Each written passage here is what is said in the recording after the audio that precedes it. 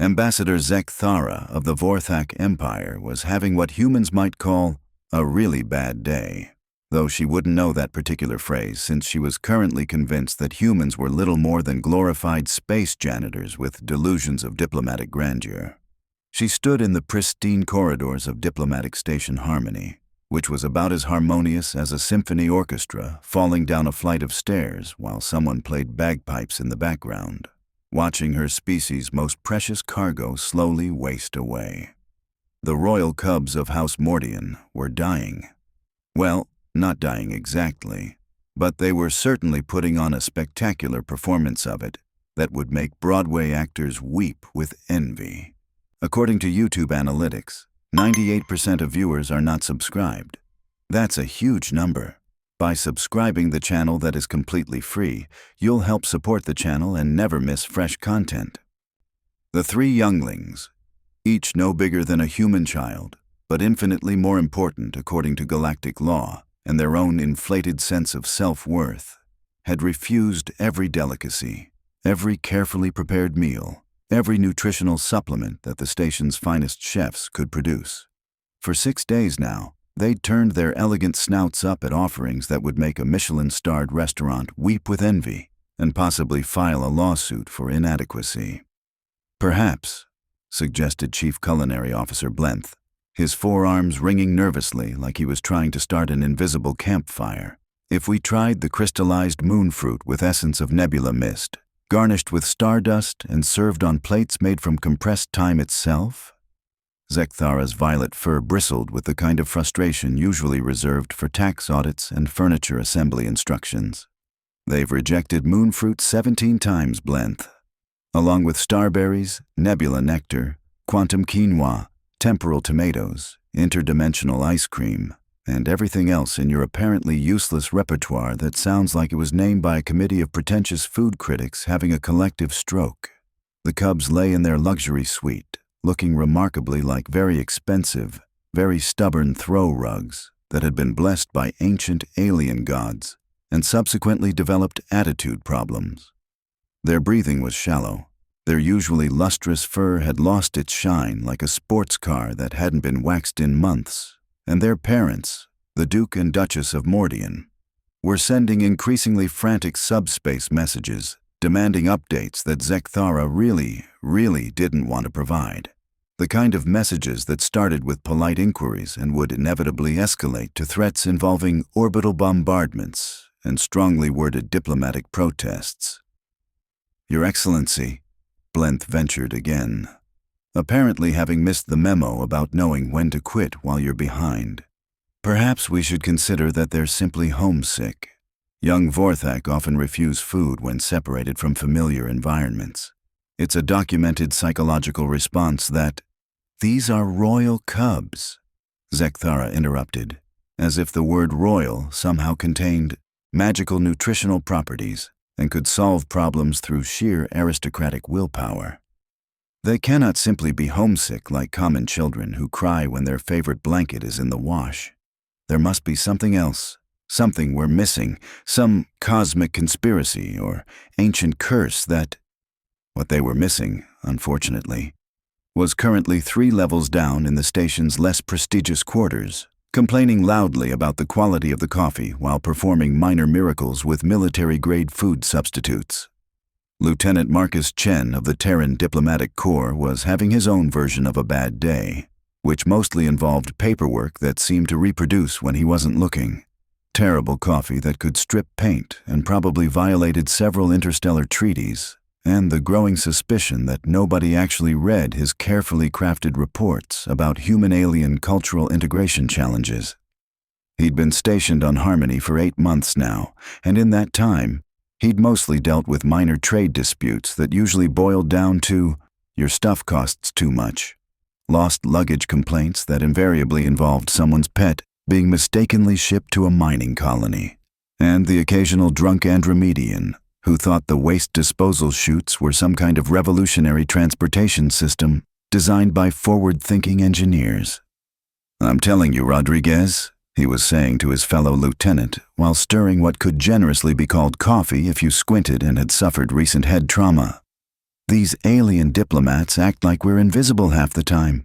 That Vorthak ambassador walked right past me yesterday like I was furniture, and not even good furniture, like I was one of those cheap folding chairs that collapse when you look at them wrong.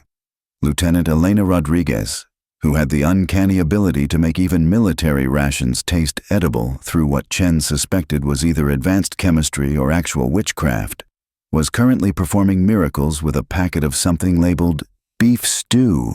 Dehydrated, not fit for human consumption, but regulations say we have to call it food anyway, and legal says we can't use the word toxic. The actual label just said beef stew MRE, but Rodriguez maintained that truth in advertising was important, especially when dealing with food that had probably been invented during the dark ages of military catering. Maybe she was distracted, Rodriguez suggested with the kind of optimism that suggested she hadn't spent enough time dealing with alien bureaucracy, adding what appeared to be hot sauce to the mixture with the precision of a chemist working on something that might either cure diseases or create new ones. I heard there's some kind of crisis with those royal cubs.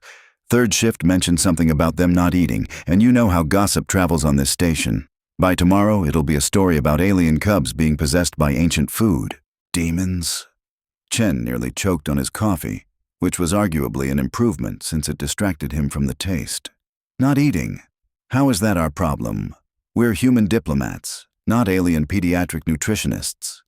It's not our problem, Rodriguez said with a shrug that suggested she'd learned to pick her battles carefully. But you know how the station commander gets about diplomatic incidents. If those cubs keel over on our watch, it's going to be a paperwork nightmare that makes tax season look like a relaxing vacation.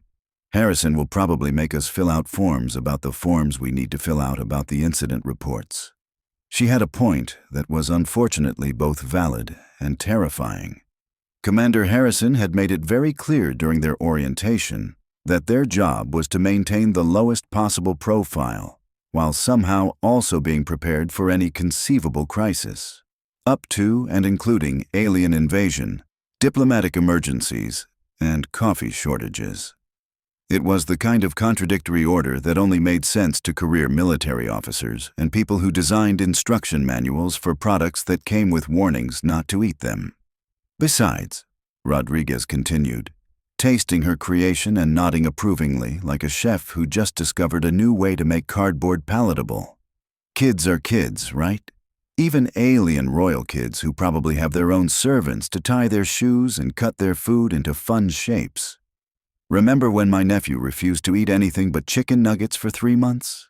My sister was convinced he was going to develop scurvy or turn into a chicken. Chen was about to point out the obvious differences between human children and alien royalty, who probably had entire government departments dedicated to their dietary preferences, when the station's intercom crackled to life with the kind of static that suggested the communication system had been designed by the lowest bidder. All available diplomatic personnel to Conference Room 7. Priority Alpha situation. This is not a drill, people. Repeat. This is not a drill. And yes, that includes the humans in the basement. Chen and Rodriguez exchanged the kind of glances that passed between people who suddenly realized their day was about to get significantly worse. Priority Alpha was the kind of rating usually reserved for things like incoming asteroid with hostile intentions, or someone accidentally declared war on somebody important, or the coffee machine is broken and the Andromedians are getting cranky. Conference Room 7 was packed with the kind of controlled chaos that suggested everyone was very important and very stressed about it, like a shareholders meeting where someone had just announced that the company's main product was being recalled due to it spontaneously combusting. Ambassador Zekthara stood at the head of the table, looking like she'd rather be anywhere else in the galaxy, possibly including the inside of a black hole, while various other diplomats muttered in their respective languages about jurisdiction, protocol, and whose fault this was going to turn out to be. Commander Harrison, a woman who could make a drill sergeant feel inadequate, and probably had, got straight to the point with the kind of military efficiency that suggested she'd rather be dealing with actual combat than diplomatic crises. The situation is simple, people. The royal cubs of House Mordian are entering their 7th day of refusing all food. Their condition is deteriorating at a rate that has their parents sending us messages that are getting progressively less diplomatic. If they die on this station, the Vorthak Empire will consider it an act of war." Chen felt his stomach drop somewhere around his boots while simultaneously trying to relocate to his throat. Rodriguez, on the other hand, was frowning thoughtfully with the expression she usually wore when she was trying to figure out how to make expired rations taste like actual food. "An act of war," Harrison continued with the cheerful tone of someone delivering news about a terminal diagnosis that will implicate not just the station, but Earth itself, since we're the managing authority here and apparently responsible for everything that goes wrong within a 50 light-year radius. The room erupted in what could diplomatically be called vigorous discussion, but was really just multilingual panic with a side order of finger-pointing. Chen watched as various species pointed fingers, tentacles, and other appendages at each other with increasing vigor. Like a bizarre game of charades, where everyone was trying to mime, "It's not my fault," in 17 different languages. "What about medical intervention?" someone suggested from the back. Probably someone who'd never dealt with alien physiology or medical malpractice lawsuits. "Vorthak physiology is too delicate for force-feeding," Ambassador Zekthara replied coldly, with the tone of someone explaining why you couldn't fix a broken spaceship with duct tape and optimism. "Any attempt could kill them faster than starvation, and then we'd have dead royal cubs and really angry parents with access to military-grade weapons." "Psychological counseling," suggested another voice, apparently from someone who thought the solution to everything was talking about feelings. "They're children, not mentally ill," Zekthara snapped. "Although at this point I'm beginning to question the mental state of everyone in this room. Perhaps if we consulted with specialists from their home world." "Enough!" Commander Harrison's voice cut through the chaos like a plasma cutter through butter, with similar results in terms of everyone immediately shutting up. "I want solutions, not excuses. Every person in this room is going to contribute ideas, and we're going to implement them all if necessary, no matter how ridiculous they sound. I don't care if someone suggests we dance naked around a bonfire while chanting ancient recipes. If it might work, we're trying it." Which was how, 2 hours later, after what could generously be called brainstorming and more accurately described as controlled desperation, Chen found himself standing outside the Cubs' luxury suite with Rodriguez, both of them carrying standard-issue MREs and wondering how their careers had taken such a surreal turn that they were now apparently alien child nutritionists. "I still think this is insane," Chen muttered, adjusting his dress uniform for the 5th time, because apparently looking professional was important when you were about to potentially start an interstellar war with military rations. "We're going to walk in there and offer royal alien children food that most humans complain about.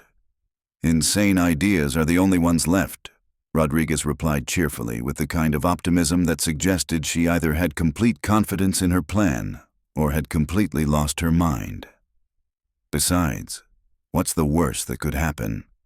We could start an interstellar war, get court-martialed, spend the rest of our lives in military prison, and go down in history as the humans who killed alien royalty with beef stew. Only if we're really bad at this," Rodriguez said, apparently unbothered by the prospect of historical infamy. The Cubs' suite was about the size of Chen's entire apartment back on Earth, decorated in what he assumed was the height of Vorthak luxury, but looked to his human eyes like someone had let a particularly wealthy alien with questionable taste loose in a furniture store with unlimited credit. Everything was purple and gold and looked like it cost more than his annual salary, possibly more than his lifetime earnings if you included interest and inflation. The Cubs themselves were curled up on what appeared to be beds made of crystallized starlight or possibly very expensive alien materials that just looked mystical, looking pitiful and expensive like luxury pets who developed existential depression. Their small forms barely made impressions in the elaborate bedding, and their breathing was so shallow that Chen had to look carefully to make sure they were still alive. Ambassador Zekthara hovered nearby like a particularly well-dressed thundercloud with diplomatic credentials, radiating the kind of tension usually associated with defusing bombs or parallel parking in tight spaces. "I cannot believe we've been reduced to this," she said, her voice dripping with disdain, thick enough to spread on toast. Asking humans for help with something as basic as feeding children. What's next? Consulting with Andromedians about proper sanitation. "With respect, Your Excellency," Chen said, managing to keep his tone diplomatic, despite the urge to point out that maybe if alien cuisine wasn't so ridiculously complicated, they wouldn't be in this mess. "Our children are usually pretty good at eating when they're hungry. It's one of those basic survival instincts that evolution tends to favor." Zekthara's violet eyes narrowed with the kind of expression usually reserved for people who just suggested that perhaps the problem was overthinking things. "These are not ordinary children, Lieutenant. They are royalty. They have been raised on the finest delicacies in the galaxy, foods prepared by master chefs who train for decades to achieve perfection. They cannot simply be expected to eat whatever it is you've brought in those ridiculous packages." Rodriguez was already kneeling next to the smallest cub, a little female who couldn't have been more than 7 in human years, but was apparently important enough to cause interstellar incidents. "Hey there, sweetheart," she said softly, her voice taking on the universal tone that adults use with sick children everywhere in the galaxy, the one that somehow transcends species barriers. "My name's Elena. What's yours?" The cub's ears twitched slightly, the first sign of responsiveness they'd shown in days. But she didn't open her eyes. It was progress, though, which was more than anyone else had achieved. "This is Princess Mira," Zekthara said stiffly, with a kind of formal introduction usually reserved for heads of state or people being presented to royalty. "And those are Prince Jorik and Prince Kyle. They are the future of House Mordian and the hope of their people. Right now, they're just kids who won't eat," Rodriguez said with the kind of practical assessment that probably gave diplomats nightmares, unpacking one of the MREs with practiced efficiency. "And sometimes kids need different kinds of encouragement than adults expect." Chen watched, fascinated despite himself and his growing certainty that they were about to become footnotes in a very embarrassing chapter of military history, as Rodriguez began opening the meal pack with practiced efficiency. The process was hardly elegant. MREs were designed for functionality under combat conditions, not aesthetics or diplomatic presentations, but there was something almost ritualistic about the way she laid out each component, like a chef preparing ingredients for a cooking show aimed at people who appreciated efficiency over artistry. "What?" Zekthara asked with obvious horror in the tone of someone who just witnessed a violation of natural law. "Is that?" "Combat rations," Rodriguez replied cheerfully, activating the heating element with a small hiss that sounded remarkably loud in the hushed luxury of the suite. "Specifically, today's menu appears to be, let's see, chicken pesto pasta and beef patty with BBQ sauce, plus the usual accessories." She held up packets of crackers, cheese spread, and what might generously be called chocolate if you were feeling optimistic about food labeling. "You want to feed the royal cubs military rations?" Zekthara's voice climbed several octaves, reaching frequencies that probably violated noise ordinances on several planets. "Food designed for soldiers, for combat situations, for people who are trying not to die rather than enjoying a proper meal. I want to feed 3 hungry kids some food," Rodriguez corrected with the patience of someone who'd clearly dealt with panicked adults before. "The military rations part is just a technicality. Food is food, and hungry is hungry." The heating element activated with a small hiss, and suddenly the room filled with an aroma that was actually not terrible, which was high praise for MREs and probably exceeded everyone's expectations. Chen had eaten his share of MREs over the years during training exercises and field deployments, and while they weren't exactly gourmet cuisine or likely to win any awards, the newer versions were substantially better than their reputation suggested.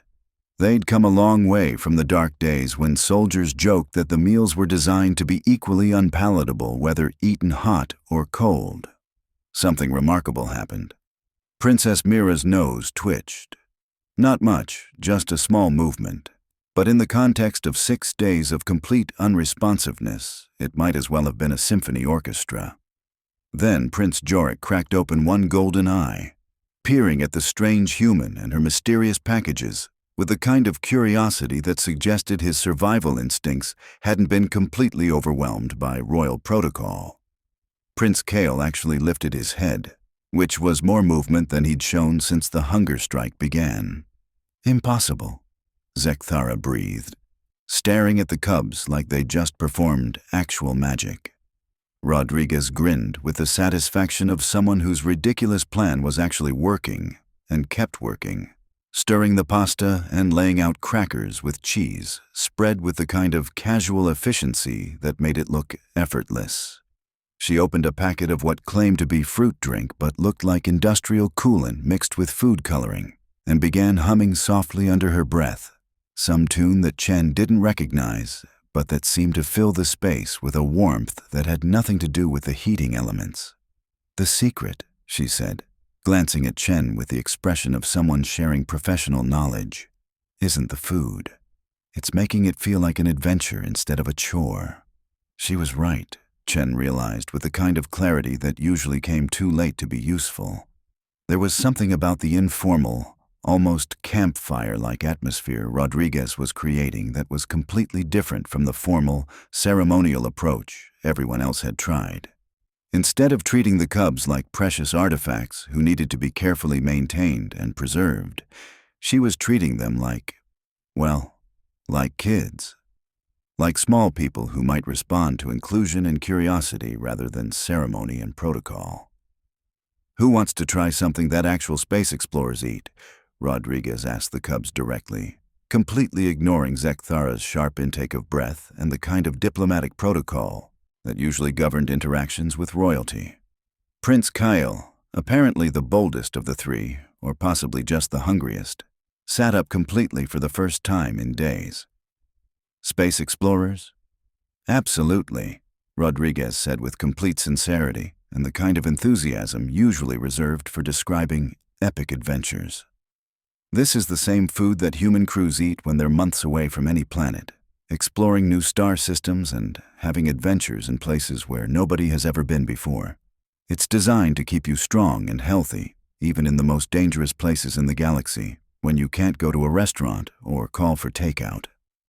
Chen had to admire her approach, which was either brilliant psychology or the kind of inspired improvisation that sometimes worked better than careful planning. She'd managed to reframe military rations as something exotic and adventurous instead of institutional and bland, turning necessity into excitement. The cubs were all sitting up now, their earlier lethargy replaced by obvious curiosity and the first sparks of interest they'd shown in anything other than sleeping. "But," Princess Mira said hesitantly, her voice small and uncertain, "it smells different, not like our food."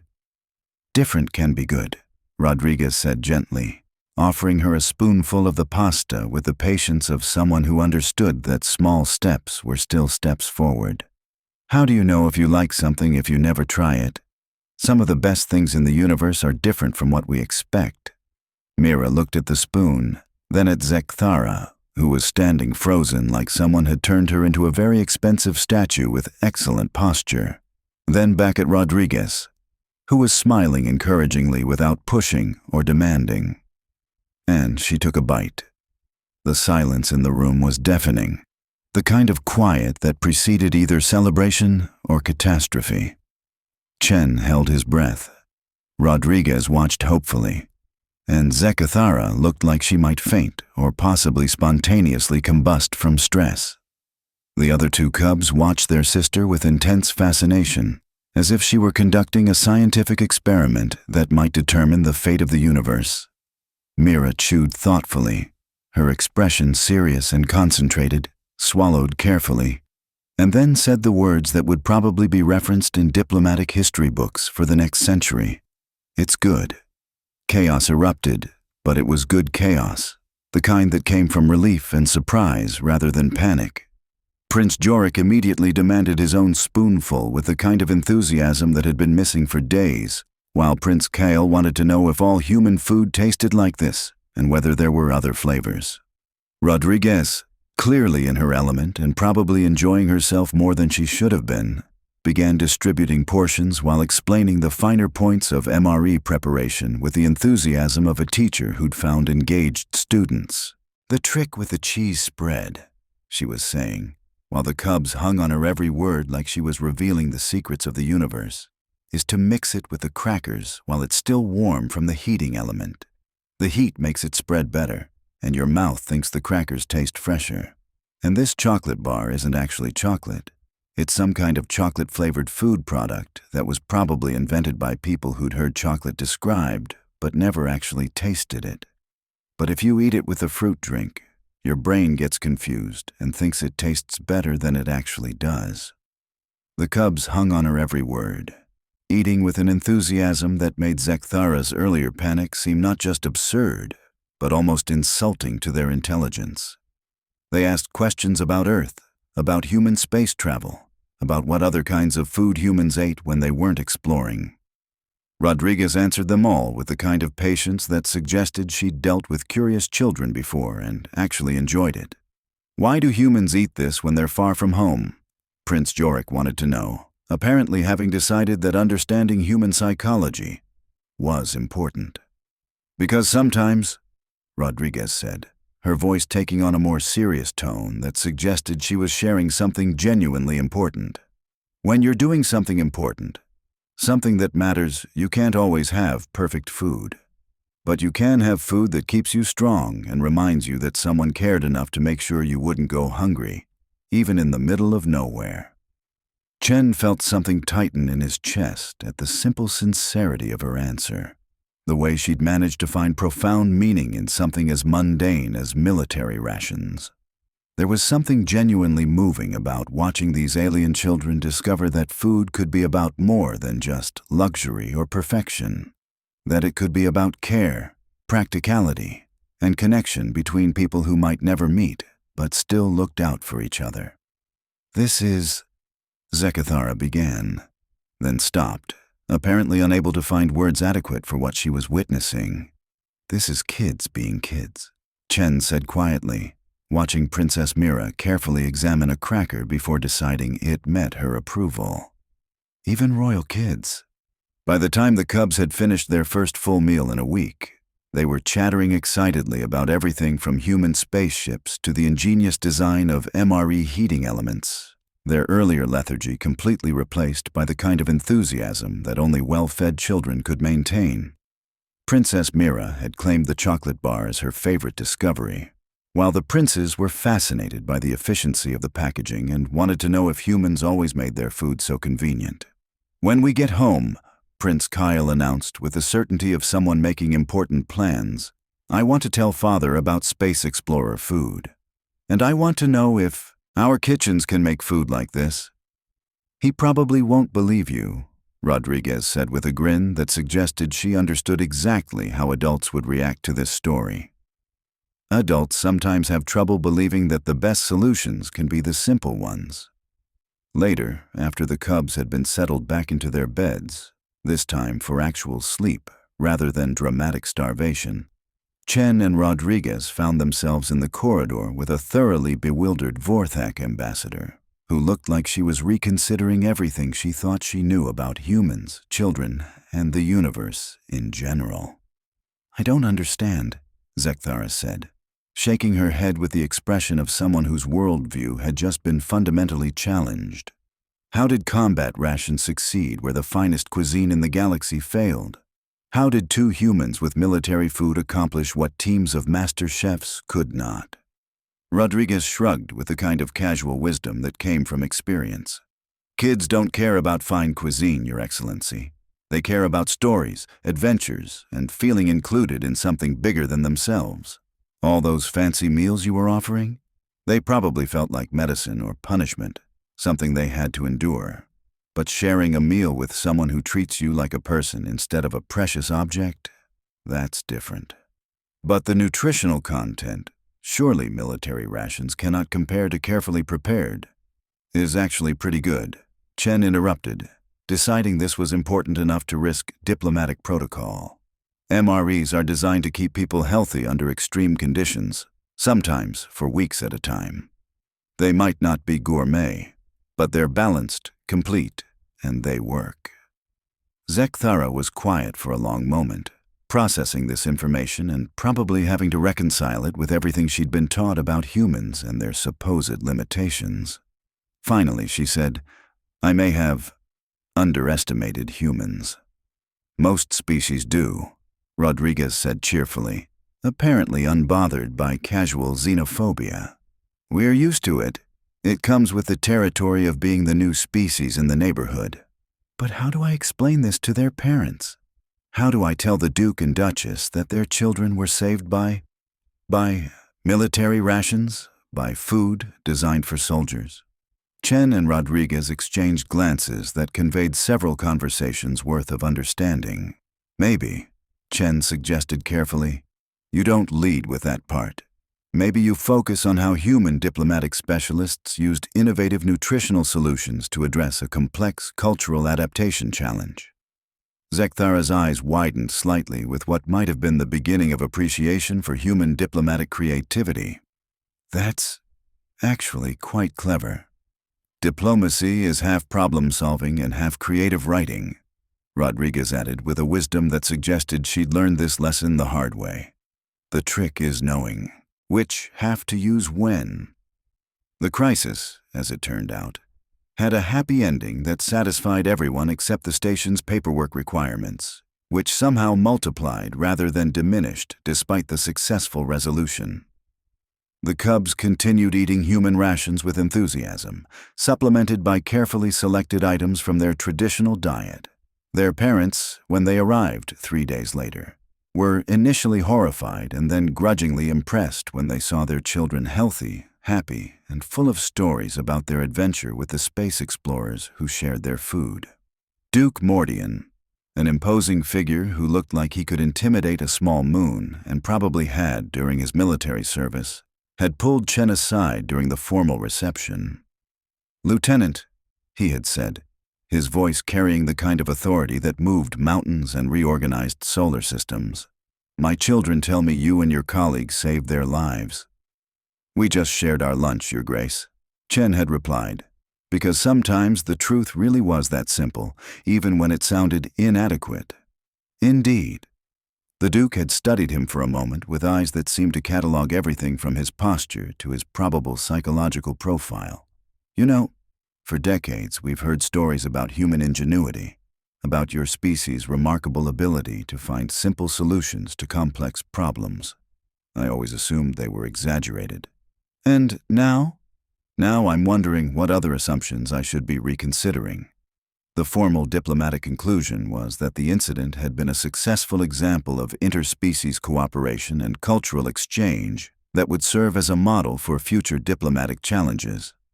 The unofficial conclusion, whispered in the corridors of Harmony Station for months afterward, and probably destined to become the kind of legend that grew with each telling, was that sometimes the best diplomacy happened over a shared meal, even if that meal came from a foil pouch with heating instructions and warnings about shelf life.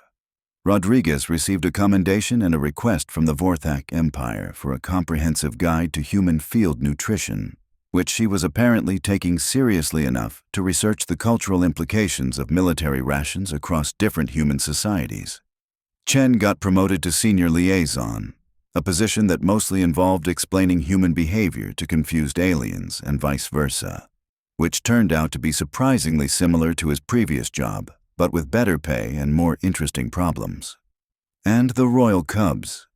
They returned to their home world with a new appreciation for adventure, a collection of MRE recipes, and a standing request for regular shipments of Space Explorer food that had their palace chefs convinced they'd developed some kind of exotic dietary requirement. Ambassador Zekthara's final report to the Vorthak High Council was a masterpiece of diplomatic language that managed to make military rations sound like a carefully planned cultural intervention designed to demonstrate human resourcefulness and interspecies cooperation. She also, though she never admitted it publicly, kept a small supply of human MREs in her office for particularly difficult negotiations, having discovered that sometimes the threat of feeding difficult diplomats military rations was surprisingly effective. "There's something to be said," she had confided to Chen during their final meeting, "for food that doesn't pretend to be anything other than what it is." "That's very philosophical, Your Excellency. Humans," she had replied with something that might have been the beginning of a smile, "have a talent for making philosophy out of practicality." 6 months later, when the Vorthak Empire signed their first major trade agreement with Earth, the signing ceremony featured a reception where, alongside the traditional delicacies of both worlds, servers offered small portions of various human field rations. The dish was listed on the formal menu as Terran Expedition Cuisine and was surprisingly popular, leading to what food historians would later call the Great MRE Renaissance of 2387. The Cubs, now healthy and notorious throughout their sector for their unusual culinary adventures, sent regular messages to Rodriguez asking about new human foods and sharing stories of their own diplomatic missions.